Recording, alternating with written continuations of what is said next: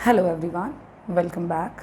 Previous class में हम लोगों ने इंडिफरेंस कर्व मैप डिस्कस किया है लास्ट क्लास में हमारे, और वहाँ पे हम लोगों ने उसके थ्योरी, उसके कॉन्सेप्ट्स, इन सारी चीज़ों को हम लोगों ने डिटेल में जाना।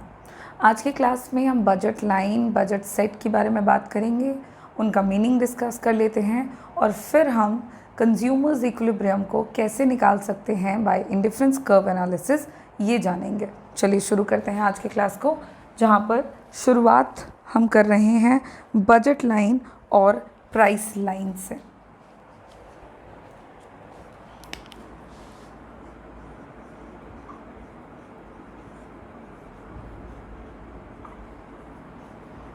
बजट लाइन को ही हम प्राइस लाइन बुलाते हैं। तो ये बजट लाइन क्या है या प्राइस लाइन क्या है, ये जाने। तो देखिए, जो कंज्यूमर होते हैं, लाइक एज कंज्यूमर हम लोग जो भी कंजम्पशन करना चाहते हैं या करते हैं, या जो भी परचेज़ करते हैं कमोडिटी का, वो डिपेंड करता है हमारे इनकम पर, गुड्स के प्राइस पर, इस तरह की तमाम चीज़ों पर। सो इनकम लेवल और प्राइस ऑफ अ गुड, इसको डिटरमाइन किया जाता है कंज्यूमर के कंजम्पशन लिमिट से। कंज्यूमर किसी कमोडिटी को कितना कंज्यूम कर पाता है, उसका क्या लिमिट है, ये डिपेंड करता है उनके इनकम पर, प्रोडक्ट के प्राइसेस पर। तो कंज्यूमर्स इक्विलिब्रियम या नॉट इक्विलिब्रियम, कंज्यूमर का कंजम्पशन कितना रहेगा, कितना होगा, ये निर्भर करेगा उसके इनकम लेवल पर और वस्तु की कीमत पर।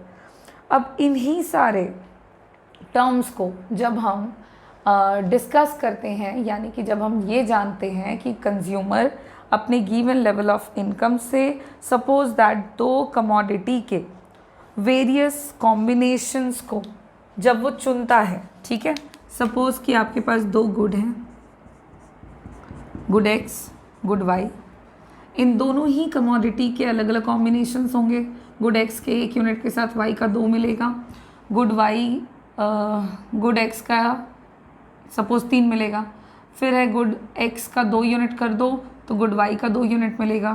फिर हो गया गुड एक्स का 3 यूनिट ले लो तो गुड वाई का 1 यूनिट मिलेगा। उसी तरह से आपको गुड एक्स का 0 यूनिट कंज्यूम करो, गुड वाई का 4 यूनिट कंज्यूम करो, गुड एक्स का 4 यूनिट कंज्यूम करो, गुड वाई का 0। तो ये सब ना ऑप्शंस हैं।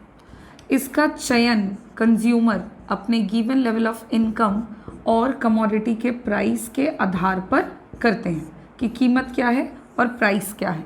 तो ये जो वेरियस कॉम्बिनेशंस या वेरियस बंडल्स कंज्यूमर को देखने को मिलता है, ऑल पॉसिबल कॉम्बिनेशंस जो कंज्यूमर को मिलता है दो कमोडिटी का, जिसको वो खरीद सकता है अपने इनकम और अपने प्राइस से, नॉट अपने प्राइस से, इनकम और कमोडिटी के प्राइस से, इन्हीं तमाम कॉम्बिनेशंस को हम कहते हैं बजट सेट। इन्हीं को हम कहते हैं बजट सेट, जिसका इस्तेमाल कंज्यूमर कर रहा है अपने गिवन लेवल ऑफ इनकम से, गिवन इनकम और प्राइस से। इस बजट सेट को जब आप ग्राफिकली प्लॉट करेंगे, यानी कि ये जो आपको वेरियस कॉम्बिनेशंस नज़र आ रहे हैं, इन वेरियस कॉम्बिनेशंस को जब आप ग्राफिकली प्रेजेंट करेंगे तो इसी प्रेजेंटेशन को हम बुलाते हैं बजट लाइन।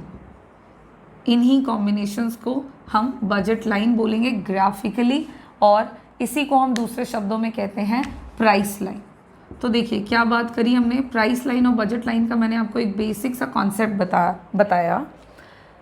दो कमोडिटीज़ हम एग्जाम्पल में लेके चल रहे हैं। जनरली कंज्यूमर अपने इनकम और कमोडिटी के प्राइस के आधार पर दो वस्तुओं या दो से अधिक वस्तुओं के बहुत सारे पॉसिबल कॉम्बिनेशंस को चुन सकते हैं। तो जितने कॉम्बिनेशंस उनके पास अवेलेबल हैं, वो सारे के सारे कॉम्बिनेशंस क्या कहलाते हैं, बजट सेट कहलाते हैं। इन बजट सेट का इस्तेमाल कंज्यूमर अपने इनकम, वस्तु की कीमत, इन सारी चीज़ों को देख करके करता है कि इसमें से कौन सा चुना जाए। और इन्हीं कॉम्बिनेशंस को, इन्हीं वेरियस कॉम्बिनेशंस को जब ग्राफिकली प्रेजेंट किया जाएगा, इन्हीं को जब ग्राफिकली प्रेजेंट किया जाएगा तो वो ग्राफिकल प्रेजेंटेशन कहलाता है बजट लाइन या फिर दूसरे शब्दों में प्राइस लाइन। ये हो गया आपका बजट लाइन का कॉन्सेप्ट। अब चलें इसको हम ज़रा और सिस्टमेटिक वे में डिस्कस कर लेते हैं, ग्राफ वगैरह बनाकर, कर्व का स्लोप देखकर, बजट सेट का इक्वेशन जानकर, तब ये टॉपिक हमारा फिनिश होगा।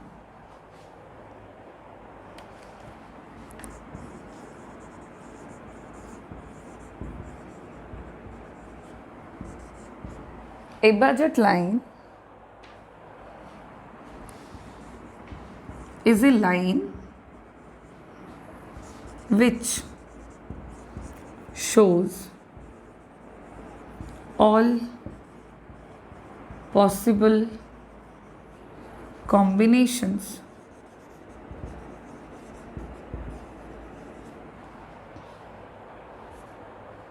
of two goods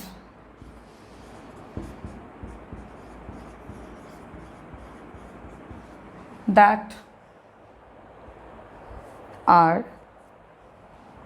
two goods that a consumer can buy or purchase with his or her given level of income and price of the commodity।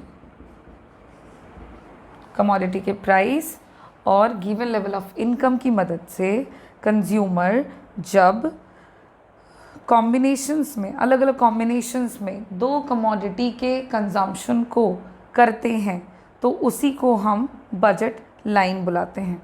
Budget line या budget set का equation जो है वो क्या होता है वो ज़रा ध्यान दें। तो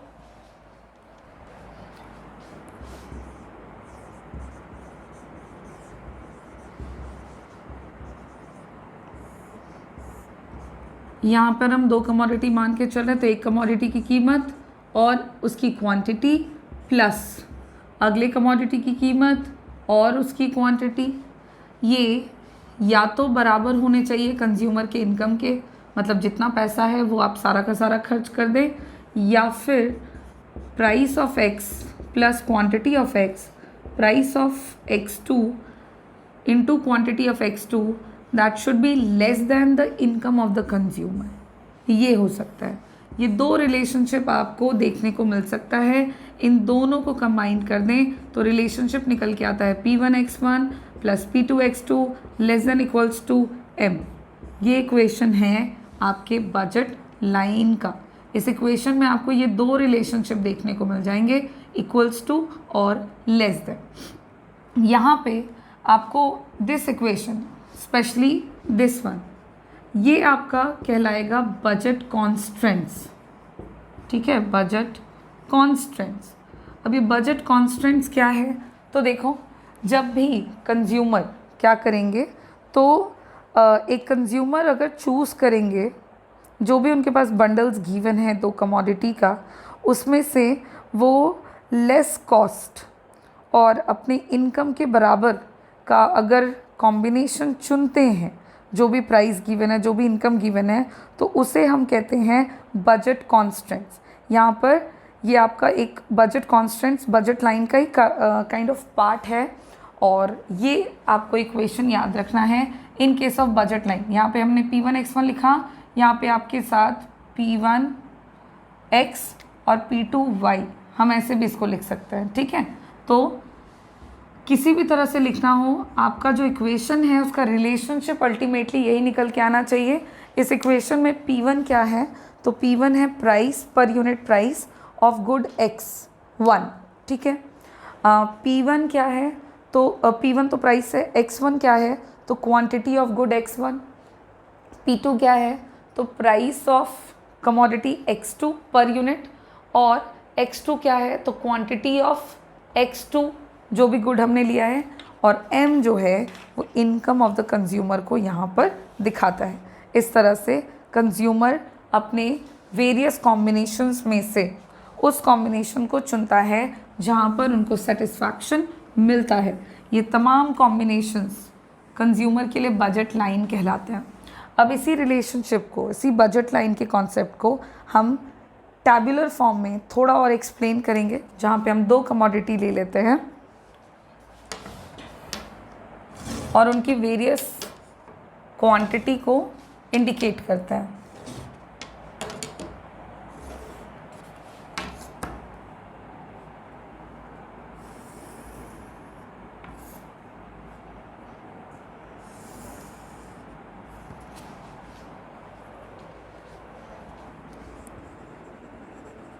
एक में ले लेंगे कॉम्बिनेशंस,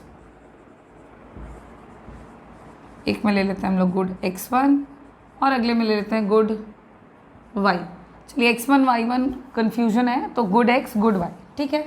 अब देखो अलग अलग कॉम्बिनेशंस हैं यहाँ पर, और ये कॉम्बिनेशंस आपको कैसे मिलेंगे, तो हम पहले तो कॉम्बिनेशंस लिख लेते हैं p q r s t। Suppose that इतने कॉम्बिनेशंस हैं।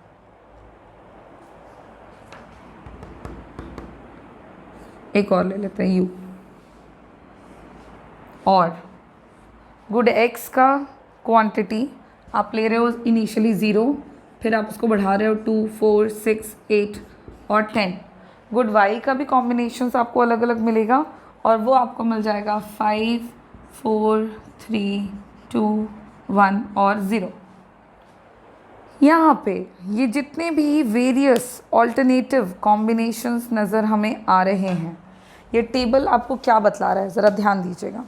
इस टेबल में कंज्यूमर अपने इनकम और given price of good x और y से कितने कॉम्बिनेशंस को परचेज़ कर सकता है, हमें वो पता चल रहा है। कंज्यूमर के पास टोटल 6 ऑप्शंस हैं, p q r s t u। ये इसमें से किसी भी एक कॉम्बिनेशन को चुनकर अपने एंटायर इनकम को खर्च करते हुए कंजम्पशन को बढ़ा सकता है।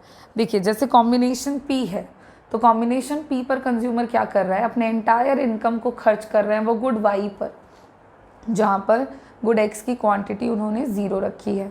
जबकि Q कॉम्बिनेशन पे वो 2 यूनिट X कमोडिटी का प्लस 4 यूनिट वो Y कमोडिटी का परचेज़ करते हैं।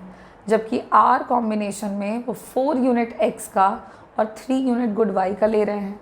इसी तरह से गुड कॉम्बिनेशन S पर कॉम्बिनेशन है X कमोडिटी के 6 यूनिट्स और Y कमोडिटी के 2 यूनिट्स। जबकि T कॉम्बिनेशन में गुड X का 8 क्वांटिटी मिलेगा यूनिट वाइज, और गुड Y की 1 क्वांटिटी मिल जाएगी। ये हो गया आपका combination.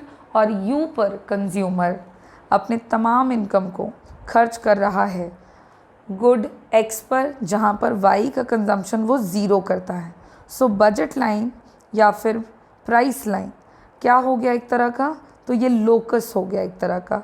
Such combinations of 2 goods, 2 commodity के वेरियस कॉम्बिनेशंस का ये लोकस है, जिसको कंज्यूमर खरीद सकता है अपने अवेलेबल इनकम और प्राइसेस ऑफ गुड्स की मदद से।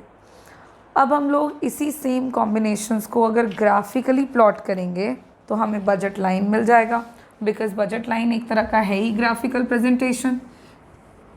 तो इसको ग्राफिकली हमें बनाकर देखना होगा।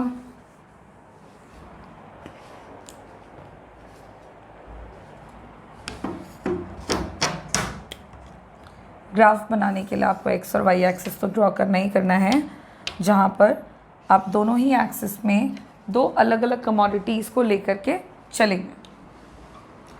वाई एक्सिस पर गुड वाई और एक्स एक्सिस पर गुड एक्स, ठीक है।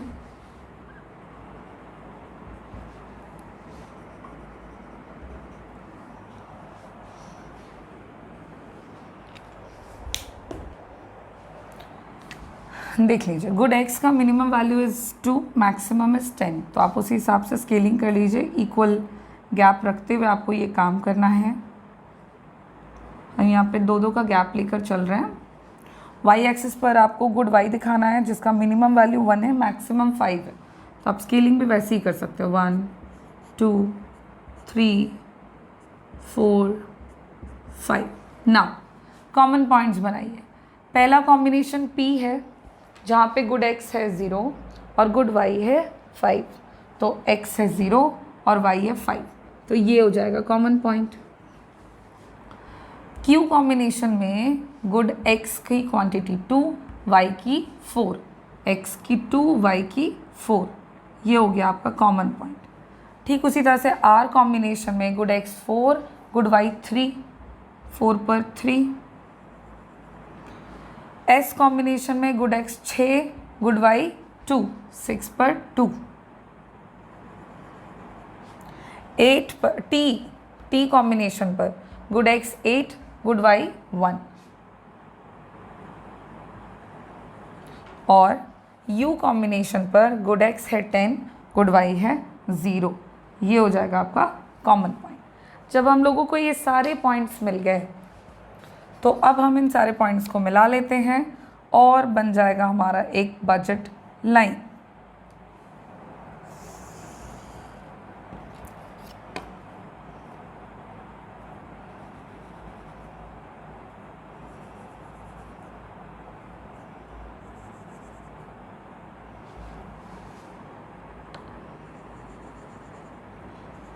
ये हो गए हमारे सारे कॉमन पॉइंट्स, और इन कॉमन पॉइंट्स के साथ जब हम लोगों ने बना लिया है कर्व तो हमें मिल गया है एक बजट लाइन जहाँ पर आपको वेरियस कॉम्बिनेशंस मिल रहे हैं, जैसे P, Q, R, S, T, U। ये अलग अलग कॉम्बिनेशंस आपको अलग अलग क्वांटिटी के बारे में बतला रहे हैं जो कि कंज्यूमर दो कमोडिटीज़ का परचेज कर सकते हैं with their given level of income and the price of the commodity. These are the points. ये आपका बजट लाइन है। तो बजट लाइन को देखते ही हमें पता लग रहा है कि बजट लाइन का स्लोप कैसा है। सवाल है slope of A budget line और प्राइस लाइन। तो कमोडिटी का प्राइस लाइन और बजट लाइन का स्लोप, हमें ये पहली बात नेगेटिव है क्योंकि ये डाउनवर्ड स्लोपिंग है, तो नेगेटिव स्लोप होगा। और कभी कभी आपसे सवाल आता है स्लोप ऑफ बजट लाइन को इक्वेशन के फॉर्म में आप कैसे दिखाओगे, तो स्लोप ऑफ बजट लाइन को हम लिखते हैं minus price of X upon price of Y. ठीक है, एक कमोडिटी की जो कीमत होगी और अगले कमोडिटी की जो कीमत होगी, इन दोनों के रेशियो को निकाल करके आप लिखो तो that is the slope of a budget line, जिसको slope of a price line भी बुलाते हैं। ठीक है, बिकॉज ये नेगेटिव है क्योंकि ये इन्वर्स रिलेशन को दिखा रहा है between the price of one commodity and the price of another commodity. आप एक कमोडिटी के डिमांड को क्यों बढ़ाओगे अगले को घटाकर, तो एक की कीमत अगर मान ले कम होती है अगले की कीमत से, तो हम ऐसा करते हैं जिसकी वजह से पहली बात कि रिलेशनशिप दोनों में इन्वर्स है, और इसको इक्वेशन के फॉर्म में लिखते हुए हम लिखते हैं minus P X by P Y, price of X by price of Y. तो इसी के साथ हमारा बजट लाइन और प्राइस लाइन का जो कॉन्सेप्ट है वो यहाँ पर ओवर होता है, और अब हम लोग बिल्कुल रेडी हो चुके हैं कंज्यूमर्स इक्विलिब्रियम के सेकेंड मेथड को। ये सारे टॉपिक हम कहीं ना कहीं उसी के अंदर डिस्कस कर रहे हैं जो हम लोगों ने प्रीवियस क्लास में डिस्कस किया हुआ है।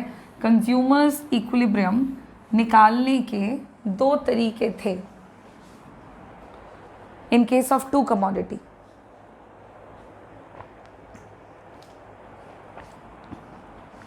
तो उसी में से एक तरीका जो है वो हमने अभी तक नहीं निकाला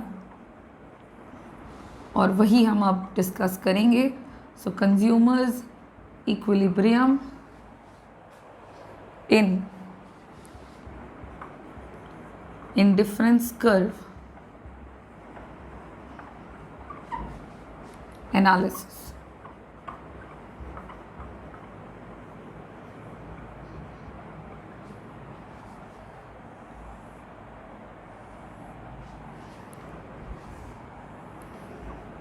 ठीक है, consumers equilibrium in indifference curve analysis हम निकालें, और according to this method consumers equilibrium निकालने के लिए क्या है करना, वो सबसे पहले जानते हैं, फिर हम निकाल के देख लेंगे कि कंज्यूमर इक्विलिब्रियम निकालना कैसे है।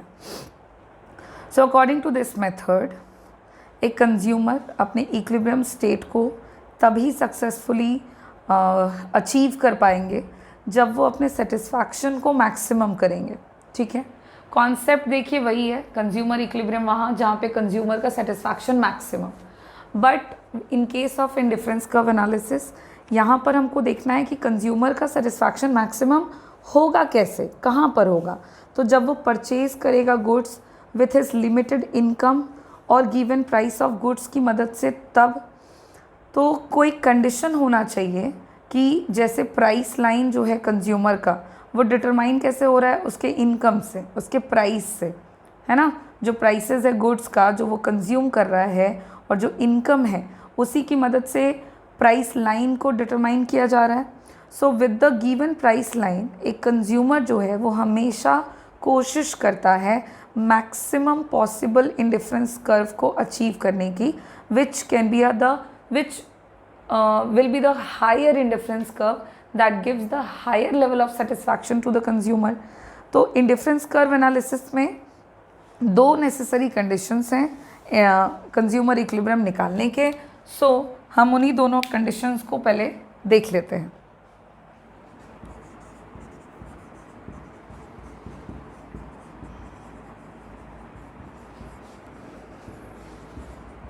In indifference curve analysis, there are two conditions for consumers equilibrium. सबसे पहला कंडीशन क्या है भाई, तो फर्स्ट कंडीशन है कि price line should tangent the indifference curve. पहली शर्त है कि जो प्राइस लाइन होगा, जो बजट लाइन होगा, वो इंडिफरेंस कर्व को टेंजेंट करना चाहिए। ठीक है, मतलब टच होना चाहिए दोनों एक दूसरे के साथ। और दूसरा, ये हम पॉइंट्स डिटेल में डिस्कस करेंगे, पहले मैं आपको शर्त बता देती हूँ। तो पहली शर्त है कि दोनों एक दूसरे को टच करें, और दूसरा है for stable equilibrium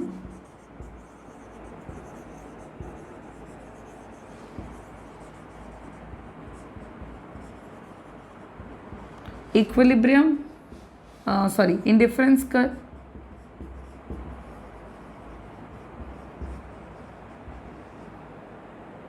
should be होना चाहिए कॉन्वेक्स टू दी ओरिजिन।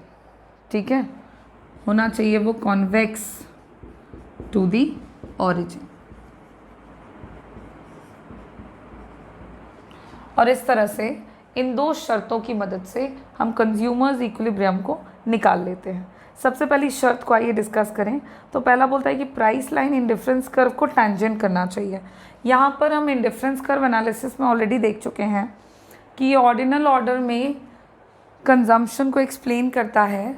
तो हम इस मेथड को बिना टेबल के डायरेक्टली ग्राफिकल प्रेजेंटेशन के साथ डिस्कस करते हैं।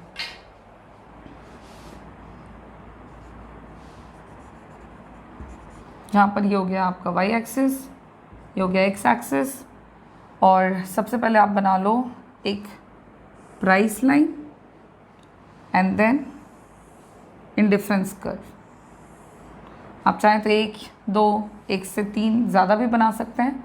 Indifference curve IC1, IC2, IC3। But हमें ये अलग अलग इंडिफरेंस कर्व की यहाँ पे रिक्वायरमेंट है नहीं, मैं आपको बस बना के दिखा रही हूँ। बट अल्टीमेटली हमको इंडिफरेंस कर्व एनालिसिस में देखना है सिर्फ एक सिंगल बात, और वो बात होनी चाहिए कि इंडिफरेंस कर्व हमारे प्राइस लाइन को टेंजेंट करें, टच करें। तो गुड एक्स और गुड वाई, हम दो कमोडिटी ले रहे हैं एक्स और वाई एक्सिस पर, और आप देखो कि point of equilibrium the marginal rate of substitution X and Y should be equal to the ratio of prices of good X and good Y।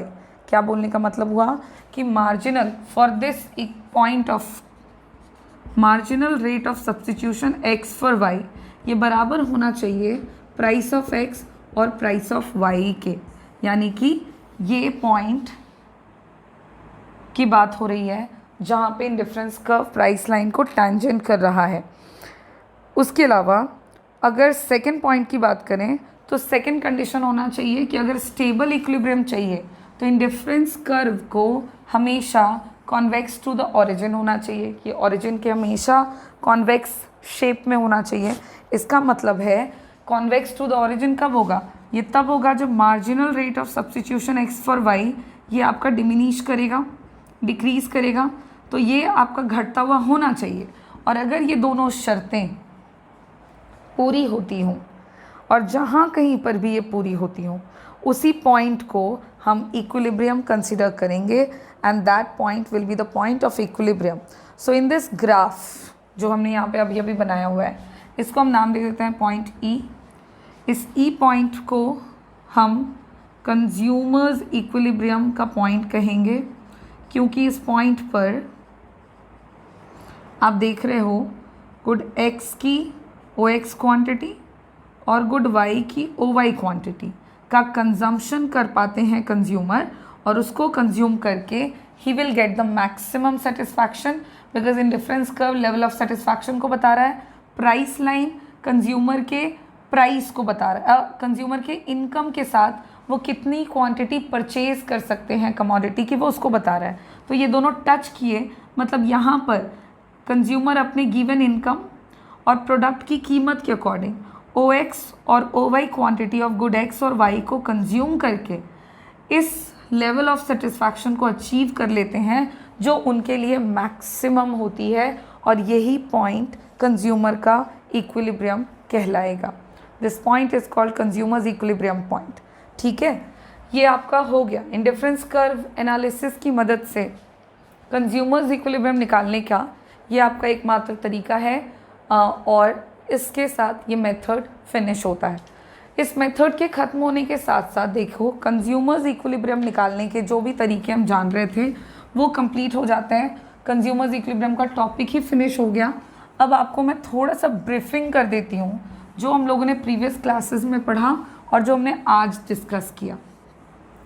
यानी हम क्या कर रहे हैं, तो कंज्यूमर्स इक्विलिब्रियम निकालने के दोनों तरीके, यूटिलिटी मेथड और इंडिफरेंस कर्व मेथड, इन दोनों के बीच में हम थोड़ा कंपैरिजन कर लेंगे। तो कंपैरिजन बिटवीन यूटिलिटी मेथड और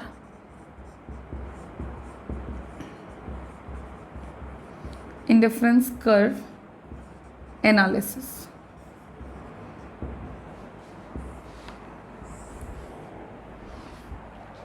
ठीक है, सो सबसे पहला पॉइंट आप देखें दोनों में अंतर क्या है। इंडिफरेंस कर्व एनालिसिस और यूटिलिटी मेथड या यूटिलिटी एनालिसिस में सबसे पहला जो डिफरेंस है वो ये है कि utility method is a cardinal concept. Under this method utility is a cardinal concept. इस मेथड के अनुसार यूटिलिटी एक कार्डिनल कॉन्सेप्ट है। बट इंडिफरेंस कर्व मेथड में हमने डिस्कस किया कि यूटिलिटी जो है एक तरह का ऑर्डिनल कॉन्सेप्ट है जिसको आप सिर्फ रैंक कर सकते हैं, न्यूमेरिकली आप इसको नहीं लिख सकते। तो कार्डिनल और ऑर्डिनल में यही डिफरेंस हो गया सबसे पहला। तो सेकेंड पॉइंट ऑफ डिफरेंस है कि यूटिलिटी एनालिसिस में जो भी एक्सप्लेनेशन है वो आपका किसकी मदद से किया जा रहा है, तो एक्सप्लेनेशन हम कर रहे हैं law of diminishing marginal utility. ये जो लॉ है आपका law of diminishing marginal utility, इसकी मदद से हम इस मेथड में आपका एक्सप्लेनेशन करके कंज्यूमर इक्विलिब्रियम को निकाल रहे हैं। But under the indifference curve method जो एक्सप्लेनेशन है वो आपका होता है according to law of marginal rate of substitution.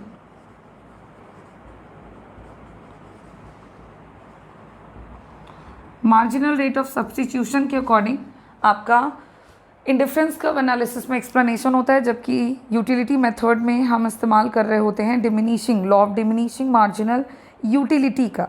उसी तरह से एक और पॉइंट ऑफ डिफरेंस आपका ये हो जाएगा कि शर्तें क्या हैं दोनों ही कमोडिटी में।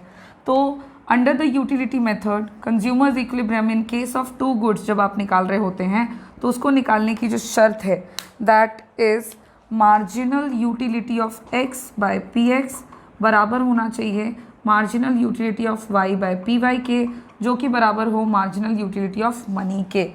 बल्कि इंडिफरेंस कर्व एनालिसिस में अगर हम बात कर रहे हैं कंडीशंस की in case of two goods, तो यहाँ की शर्त अलग है, और वो शर्त है सबसे पहली तो कि इंडिफरेंस कर्व और प्राइस लाइन यानी कि बजट लाइन ये एक दूसरे को टेंजेंट करें, और दूसरी शर्त है कि इंडिफरेंस कर्व को होना चाहिए should be convex to the origin.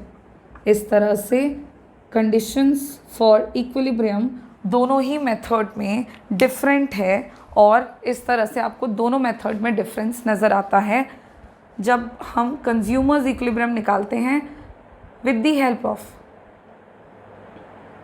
Utility method या फिर इंडिफरेंस कर्व मेथड। इसी के साथ हमारा ये जो टॉपिक है ये यहाँ पे ओवर हो गया, और इस टॉपिक के ओवर होने के साथ साथ आप देखोगे कि जो फर्स्ट चैप्टर हम डिस्कस कर रहे थे under unit number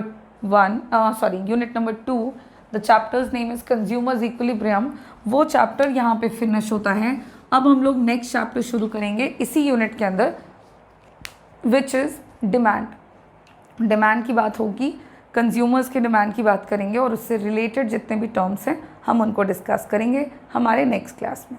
thank you.